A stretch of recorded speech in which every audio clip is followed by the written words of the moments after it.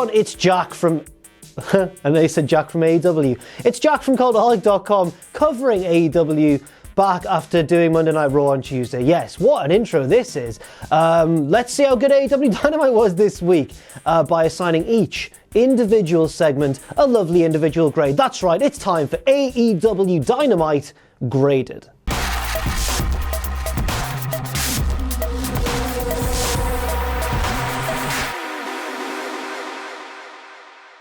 No messing around, we start the show with Hot Singles Action. Hot Singles Action sounds like a website that I do not want to be a part of. It's Fenix versus Nick Jackson in the opening contest. Now, I'm not going to lie, when this match was announced earlier this week, I was really excited, especially because it's a rare chance to see Nick Jackson in a singles match. Apparently, according to 411 Mania, it's his first singles match since 2015 in the New Japan Best of the Super Juniors. So, quite a rarity. Let's see if it lived up to the hype. I mention it nearly every week, but the crowd were really hot for this match and pretty much throughout the show, but they were especially hot for this one, going wild even before the two guys had laid hands on each other. So it really helps AEW from week to week. Even though they put on consistently strong shows, it always helps to have a hot crowd behind you as well. I think this match was especially rewarding if you're familiar with Nick Jackson and Fenix's moveset, because there was a lot of counters, a lot of dodging and that sort of thing. But also I think the match, on the other hand, could also be rewarding if you've never really seen a wrestling match before, if you're not even too familiar with wrestling, just because it was so fast-paced and so entertaining throughout. After about 10 minutes of really consistent, really entertaining, fast-paced action, Fenix picks up the victory, hitting a super kick,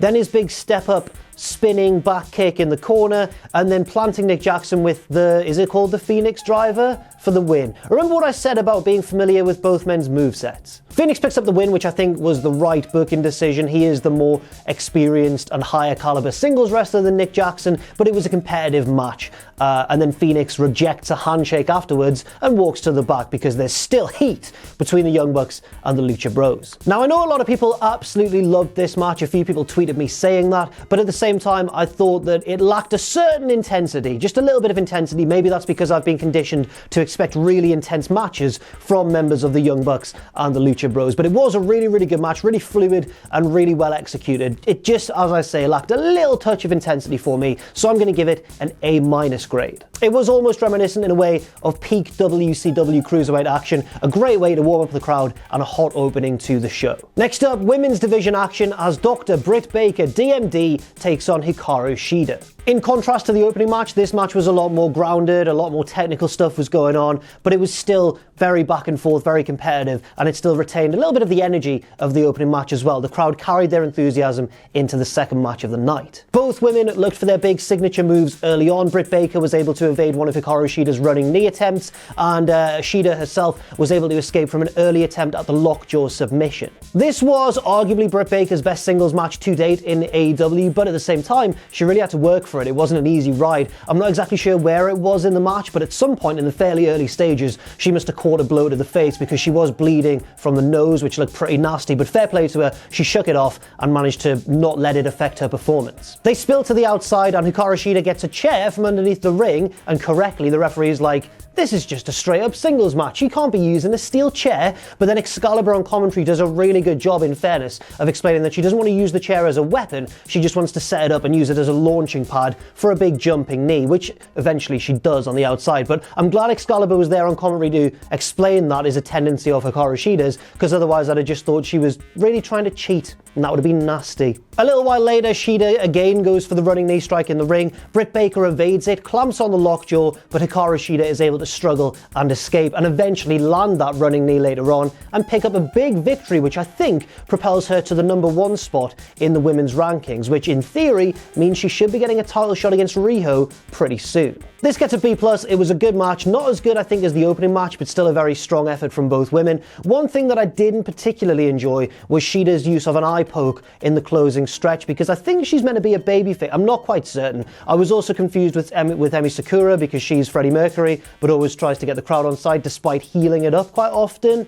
And I can't work out what Shida's alignment is either. If they could make that a little bit more clear through their actions and maybe through a little bit of character work, then I think I'd be enjoying this women's division a lot more. But at the same time, it was a good match and a huge win for Hikaru Shida. So B+ and a strong opening to the show in all fairness. Next up, let's turn our attention to the big screen where we get a mysterious video package. Could it be Wardlow? No, because he made his debut last week when I was off, and Sam covered it for me, and he got to talk all about Wardlow's debut, even though I've been looking forward to it for months and months and months. Thank you, AEW. Cheers, lads. Thank you very much. No, instead, if you give me a second to regain my composure, it was kind of a recruitment video for the Dark Order. Really cheesy, really positive and uplifting with very obvious sinister undertones. If they're obvious undertones, does that make them overtones? I don't know. But yeah, it was really creepy. There was a really positive smiling guy in a suit. There were shots of like people celebrating each other's birthdays in slow motion, people doing workouts on a city rooftop with a lovely landscape behind them. And basically it was saying, if you join the Dark Order, all these good things will enrich your life. But we know that that's not the case, and we know that they're evil. They also kept saying, join us, which, you know, it's kind of our slogan, but whatever. But the real slogan of this video package was hashtag join Dark Order. I'm hoping there's some interplay on social media with that hashtag, and I liked it. I'm going to give this a B+. I thought it added a nice little touch of depth to the Dark Order, who, let's be fair, haven't really caught on with the crowd as much as other members of the tag team division so far, but this gives them a slightly new angle to work with, and I was in favour of it. Next up, the 12-man Dynamite Dozen Battle Royal, which will have 2 winners, and then next week, those 2 winners will face each other in a singles match to win the Dynamite Diamond Ring. But we don't know what that is yet. Well, we know it's a diamond ring, but we don't know what it represents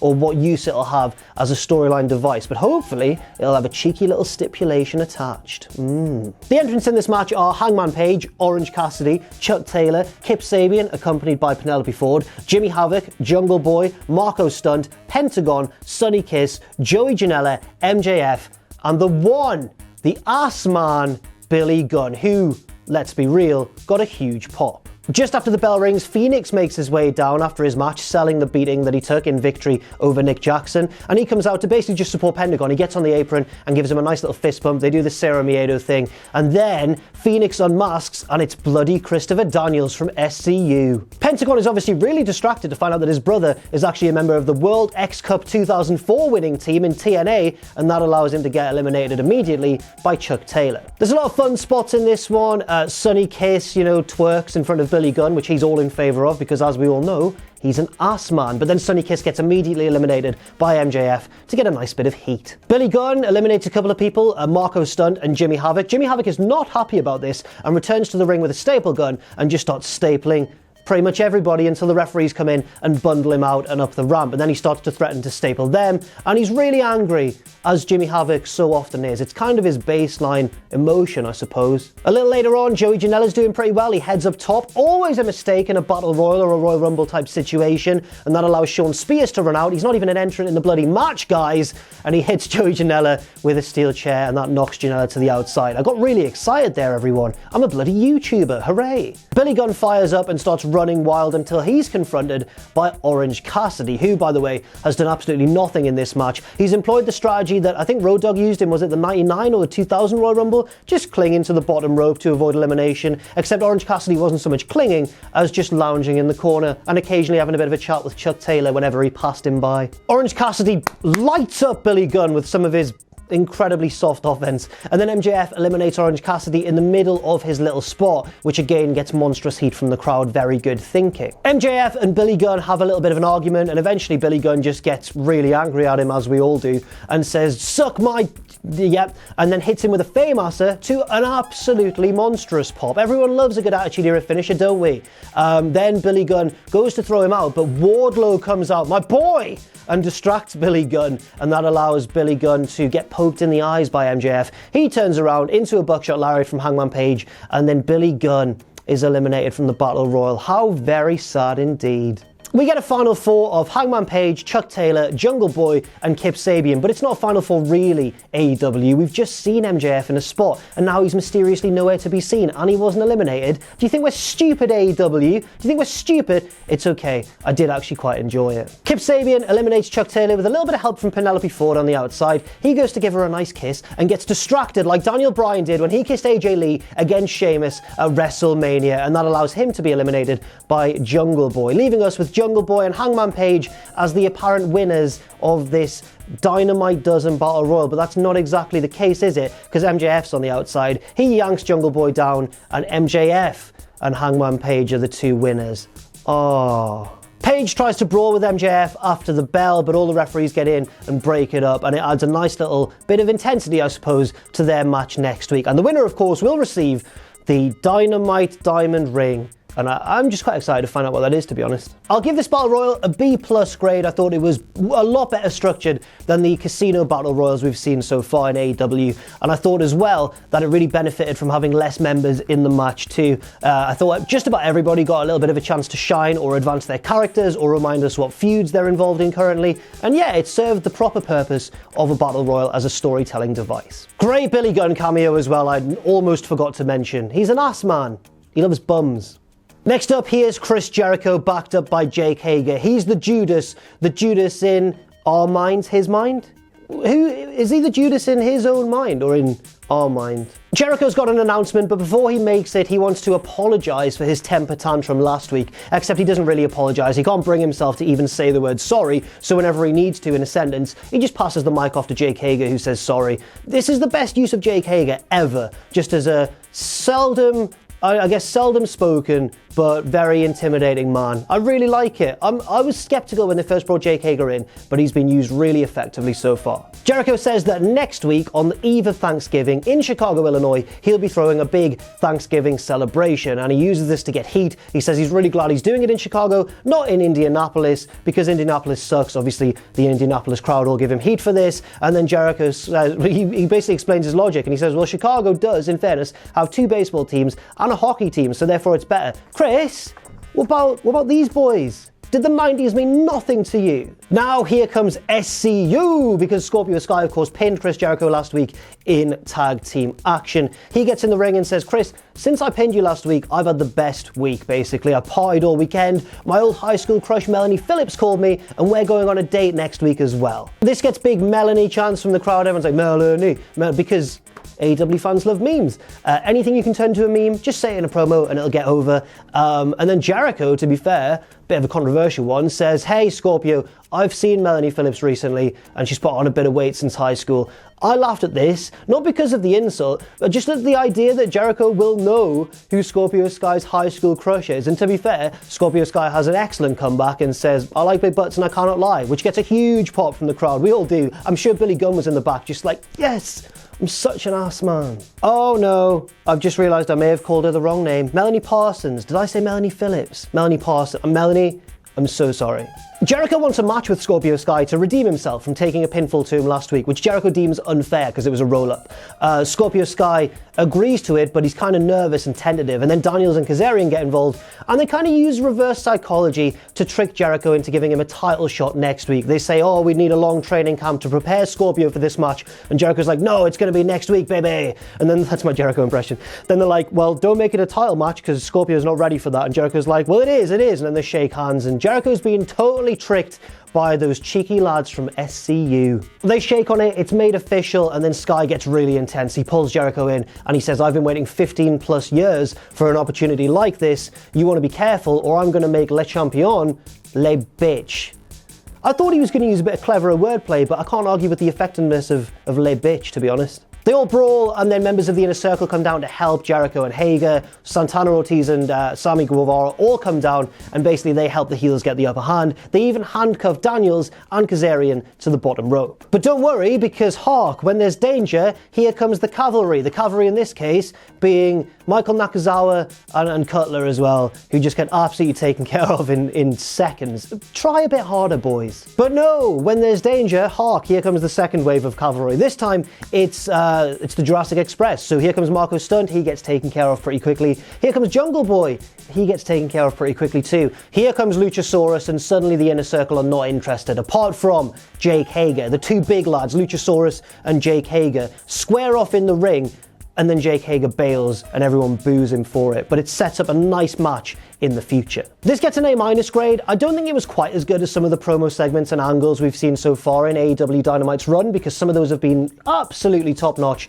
Cody's babyface promo, Jericho's heel promo from quite a while ago when he introduced the Inner Circle for the first time, and also that really hilarious brawl backstage. This wasn't quite on the level of those, but it was still really, really good. I may have even left off the brawl at the end, but I suppose it did give the segment segment a nice exclamation point. Luchasaurus sticks around because he's got a match next against the Librarian, Peter Avalon. Avalon gets on the mic and says he's going to turn Luchasaurus into motor oil because he's a fossil fuel. And yep, good one, Peter. Reads a lot of books, that guy. Luchasaurus wins in seconds, and I'm going to give this one a C+ grade. Usually I give squash matches a C unless there's something particularly good about them, but in this case, it's a dinosaur beating up a Librarian. Wrestling at its finest. How could I not give a little cheeky bonus for that? Next up, Santana and Ortiz versus Private Party.